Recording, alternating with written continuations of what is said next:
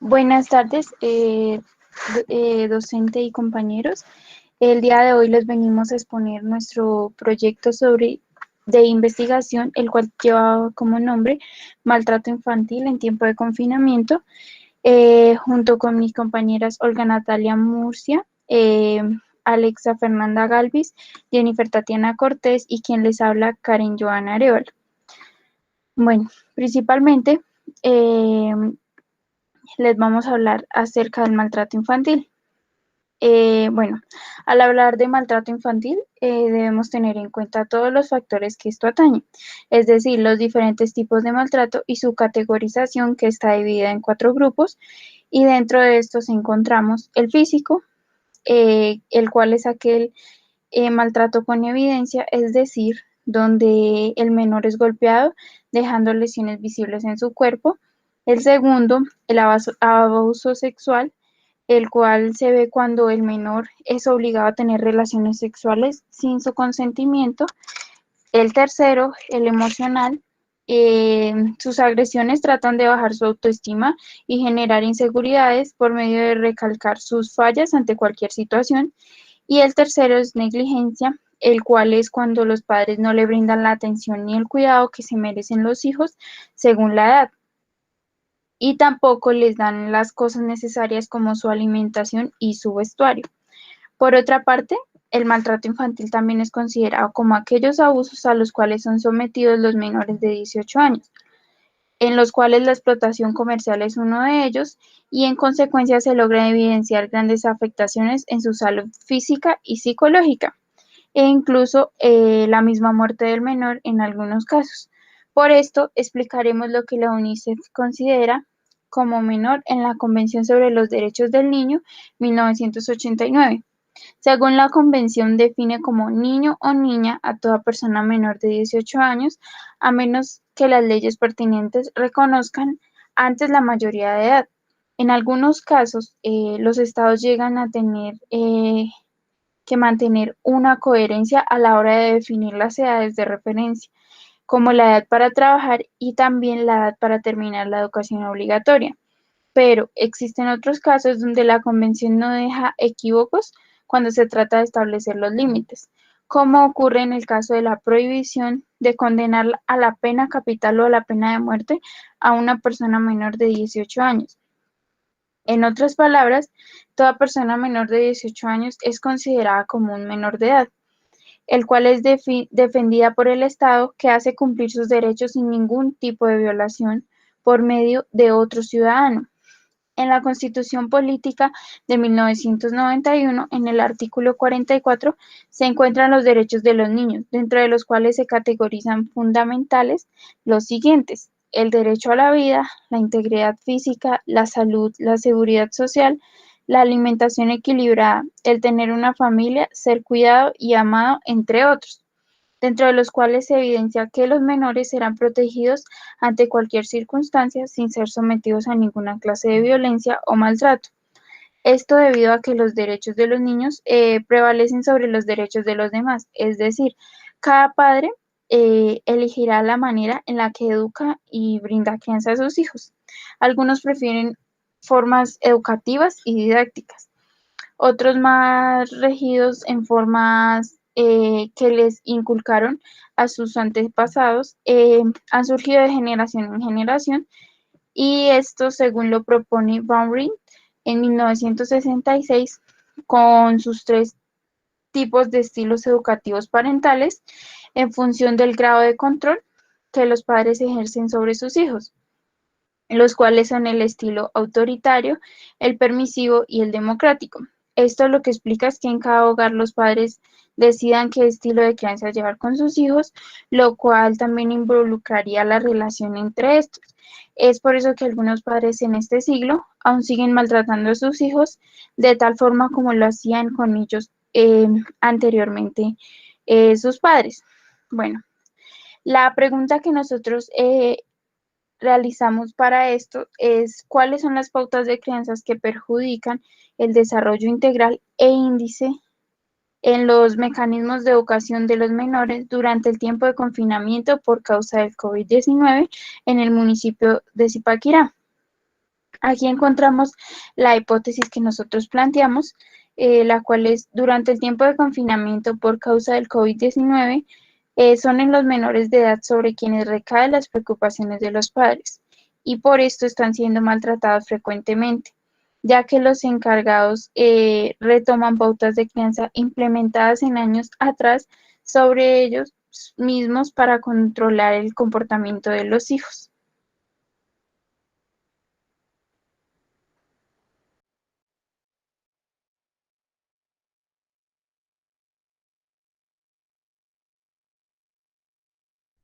Bueno, en el objetivo general, el primero es identificar las pautas de crianza implementadas en las diversas tipologías familiares del municipio de Zipaquirá. Esto quiere decir que después de realizarse el planteamiento del problema, el cual se buscó delimitarlo en el municipio de Zipaquirá,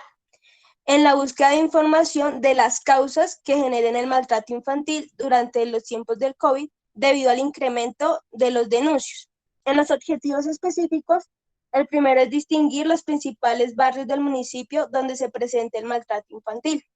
debido a que los mayores casos se presentaron en el barrio Bolívar 83, Altamira, Coclides y San Juanito, presentando diferentes agresiones como lo es asexual, físico y psicológico. El segundo objetivo específico, determinar cada tipología familiar con sus componentes en los cuales se presenta maltrato infantil recurrente. Esto quiere decir, por lo que es extremadamente importante conocer las tipologías, debido que al transcurrir el tiempo, la sociedad evoluciona y la conformación familiar también varía. En el tercer objetivo específico, detallar los aspectos influyentes en el maltrato infantil para un desarrollo óptimo en la vida del menor. Esto lo que quiere decir es que cuáles son las consecuencias negativas que se genera del maltrato y que impiden un desarrollo integral del menor.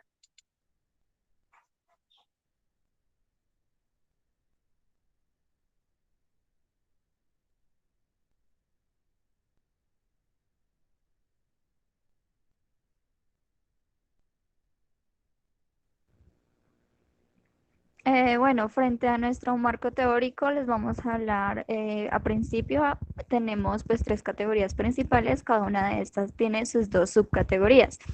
A primera instancia tenemos como categoría principal que es el maltrato infantil.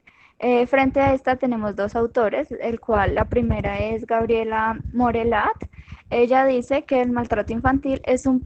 fenómeno complejo de estudio y que este atañe a múltiples áreas,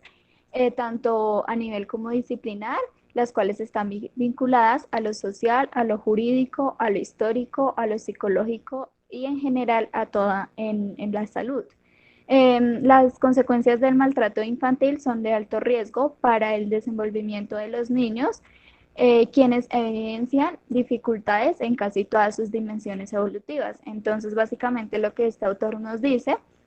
es que este fenómeno y esta problemática, como bien mi compañera lo indicó antes, afecta para que los menores tengan un desarrollo óptimo y no obstante esto, pues cuando se presenta el maltrato infantil en un individuo, entonces todo esto tiene tanto consecuencias jurídicas, que es por lo legal, debido a que pues en el principio también se nombró que el Estado es quien defiende a los menores, y también tiene consecuencia en lo psicológico y en la salud del menor. Bueno, por otra parte, el otro autor que habla de este concepto es Soriano. Él dice que se considera el maltrato infantil como toda acción, omisión o trato negligente no accidental que priva al niño de sus derechos y su bienestar, que amenaza o interfiere en su desarrollo físico, psíquico o social y cuyos autores son personas del ámbito familiar. Entonces, pues esto está demasiado claro. Entonces son más que todos los agresores, pues pueden ser personas ajenas al núcleo familiar, pero en la mayoría de los casos y en nuestro proyecto, realmente la mayoría de los casos, los agresores efectivamente son sus propios padres. Entonces, otra de las subcategorías de esta categoría principal fue la responsabilidad En esta escogimos a un actor, el cual se llama Spielman, y la reflexión ética sobre los actos humanos está muy interesada en la responsabilidad que el ser humano tiene sobre los mismos y se cuestiona continuamente hasta qué grado está involucrado en ellos. Entonces nosotros escogimos esta subcategoría porque como los padres son los agresores principales de los niños, entonces son ellos quienes tienen la responsabilidad a primera instancia de cuidarlos. Entonces queríamos ver cómo relacionar esa responsabilidad, que como ahí mismo lo dice, es como ese peso que se tiene sobre sí mismo y sobre las cuestiones de otro individuo. Y otra subcategoría que escogimos es la negligencia. Y aquí el autor nos dice que son los casos donde se evidencia una ausencia de habilidades en el cuidado de los niños y un desconocimiento de sus necesidades.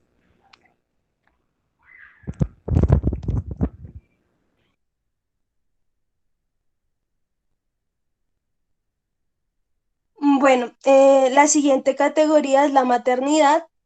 en el cual cito a González 2011,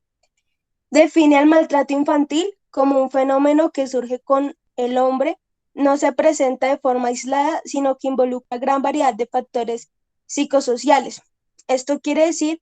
que el maltrato infantil es un conjunto de muchos factores, como lo es la cultura y la sociedad, puede afectar la capacidad de los padres para cuidar a los niños, pero sobre todo los recursos que disponen las familias, lo que intensifica como el estrés asociado a la vida familiar. También debemos tener en cuenta que el ser humano comienza, digamos, su concepción desde el vientre de su madre, pero en ocasiones no son planificados, es decir, que los padres no planeen tener un hijo, lo que provoca que las condiciones a desarrollarse el embarazo no sean adecuadas. Peor aún, si es un adolescente porque no ha alcanzado la madurez biológica o psicológica y social para afrontar este acontecimiento de traer un hijo al mundo. Por otro lado, cito a Cáceres 2013, que tiene como el objetivo de comprender el significado de la maternidad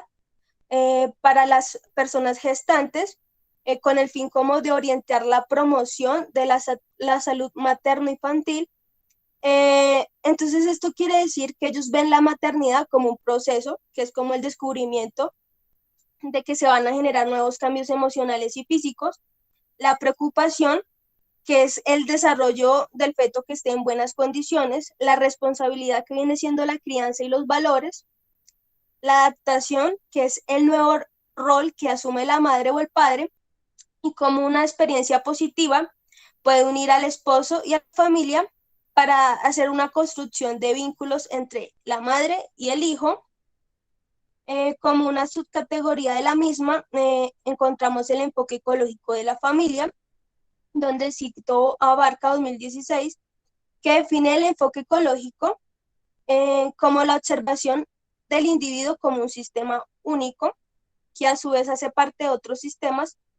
por lo que cada uno interactúa de maneras diferentes realizando dinámicas dentro de la familia. Esto quiere decir que los problemas familiares se analizan por medio de las relaciones entre los miembros que la conforman, lo que implica como unas variables que pueden afectar más alguna situación vivida dentro del entorno familiar, y nos brinda información del contexto social en el que se desarrolla esta familia, donde se evidencia como la orientación o la estructura que asume la familia dentro de la sociedad, ya que la sociedad va evolucionando con el tiempo. Otra subcategoría que encontramos fue el amor, donde citamos a Nash 2001, donde define la palabra maternidad debería significar amor a primera vista, porque no hay ninguna otra emoción que se parezca más a lo que siente cuando ve a esa criatura por primera vez. Eh, Esto quiere decir que es fundamental la construcción de la madre para que este menor, una autoestima elevada, tenga seguridad adicional, confianza, sobre todo crear vínculos de una buena comunicación para conocer las diferentes dinámicas individuales, se podría decir.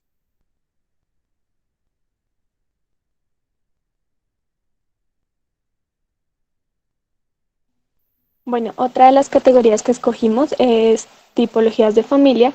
debido a que esta pues involucra todas las diversas categorías de familia que encontramos a lo largo de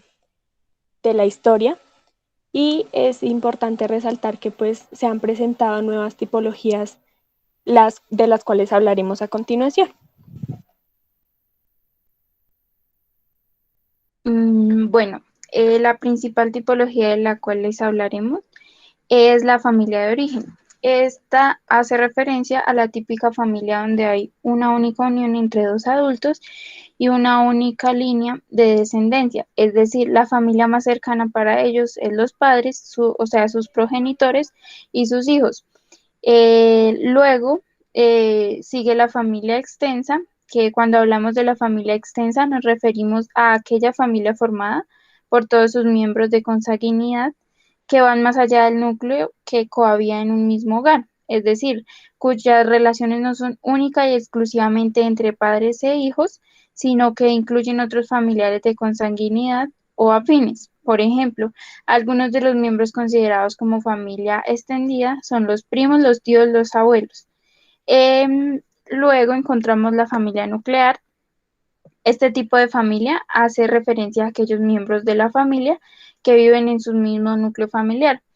es decir, en el mismo hogar. Normalmente se trata de los mismos componentes que en la familia de origen, madre, padre e hijos, aunque en algunas ocasiones se pueden añadir otros miembros, como por ejemplo aquellas familias en que cohabitan con otros miembros de consanguinidad, como por ejemplo los abuelos.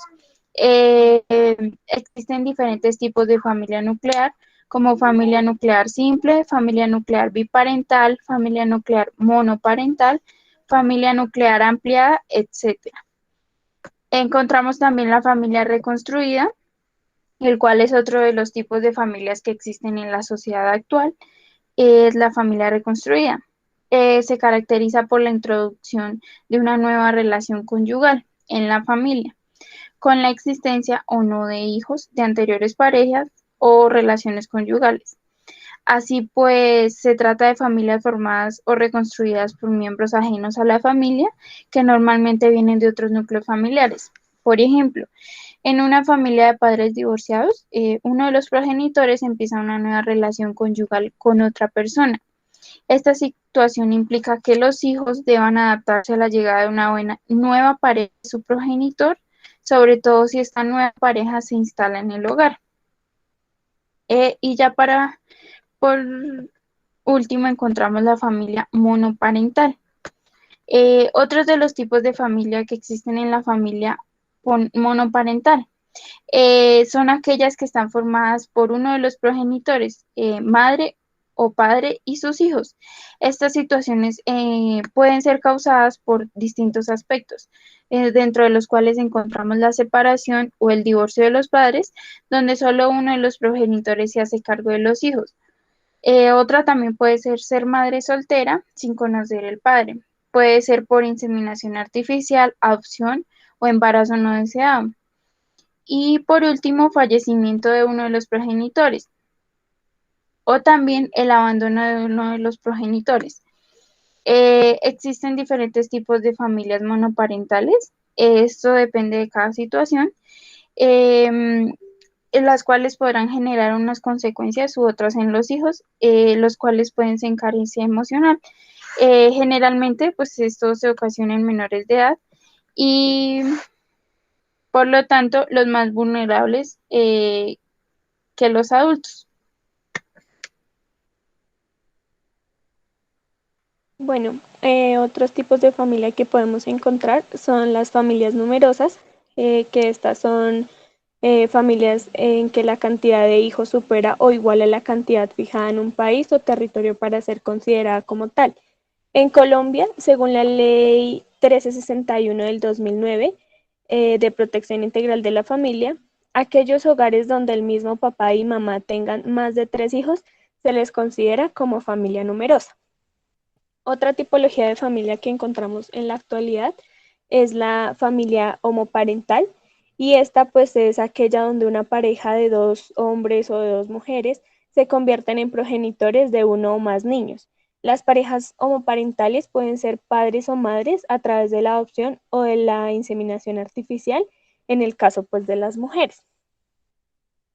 Otro tipo de familia es la adoptiva, que se construye pues con el encuentro de dos carencias y por ello pues de dos esperanzas, la del padre y la del hijo, donde pues los padres son adoptivos y se encuentran en el deber de que, de que deben brindar a estos niños todas los recursos, y también pues no son aquellos que tienen la imposibilidad de poder dar hijos o no, o no. O sea, en este caso no importa si los padres ya tienen más hijos que vienen desde el nacimiento natural. Otro tipo de familia es la familia acogida, y se entiende por acogimiento familiar a la medida de protección de la infancia de carácter temporal o permanente, mediante la cual se ofrece un entorno familiar adecuado a los menores. En este caso podemos poner de ejemplo las familias sustitutas, que ofrece el bienestar familiar en el plan pues de madres cabezas de hogar. Otro tipo de familia es la familia sin hijos por elección, y es pues aquella pareja que decide no tener hijos eh, o no procrearlos, ya que pues toman esta decisión de no tener hijos por extensión, y pues el término designa movimientos u organizaciones que defienden el no procrear. Bueno, nosotros escogimos en esta categoría dos subcategorías, las cuales son familia disfuncional, citada por González C. 2012, y el clima familiar, citado por Zambrano B. en 2017. Entonces, por familia disfuncional entendemos aquella familia que en la máxima jerarquía pues es una persona que puede tener problemas y pues que necesita principales redes de apoyo para recuperar todo aquello que ha perdido durante el tiempo dentro de su familia. Y pues algunas características de la familia disfuncional son vivir en negación, evasión de problemas, eh, la desigualdad familiar, la ausencia de la familia, la falta de comunicación o los canales rotos entre ellos, padres ausentes o poco expresivos, rebeldía, violencia familiar. Entonces, es importante aprender a identificar las características de una familia disfuncional, ya que esto pues puede permitirnos conocer más a fondo como trabajadores sociales lo que está viviendo una familia. En cuanto al clima familiar, pues este está constituido por el ambiente percibido e interpretado por todos los miembros que integran la familia, y pues se ha demostrado que ejerce una influencia significativa tanto en la conducta como en el desarrollo social, físico, afectivo e intelectual de los integrantes. Encontramos el clima familiar positivo, que pues es un ambiente fundamentado en la cohesión afectiva entre padres e hijos, el apoyo, la confianza, la comunicación familiar abierta y empática, y pues se ha constado que estos puntos potencian el ajuste conductual y psicológico de los niños. Y también encontramos el clima familiar negativo, que pues es carente de los puntos anteriormente mencionados, y pues se asocia con el desarrollo de los problemas en los niños y adolescentes, se caracteriza por problemas de comunicación entre padres e hijos y dificulta el desarrollo en determinadas habilidades sociales, pues que son como la incapacidad de identificar soluciones no violentas a los problemas personales.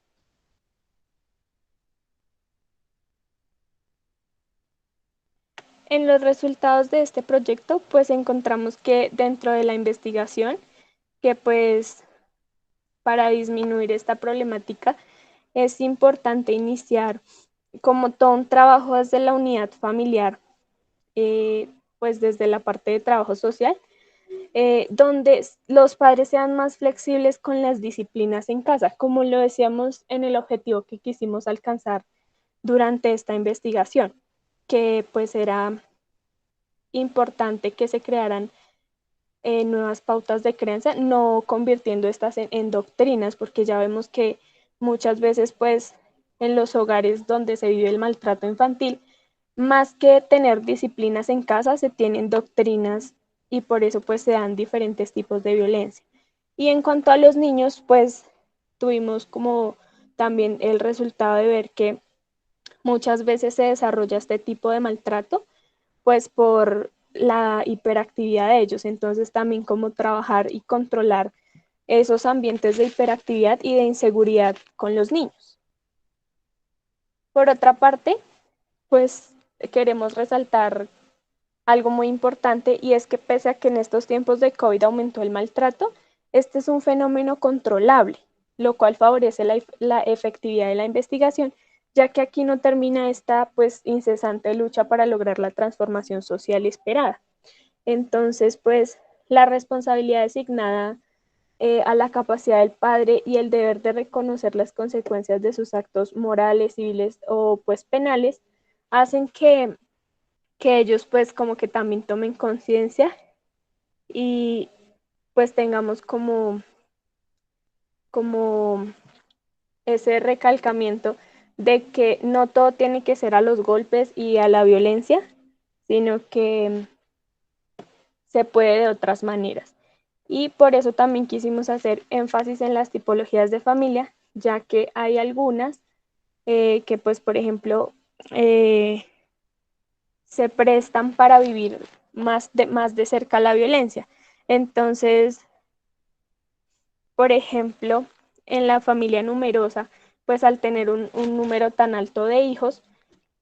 muchas veces los padres viven con niveles de estrés muy altos. Entonces es desde ahí de donde se debe empezar a trabajar y de ahí obtuvimos pues los resultados de esta investigación.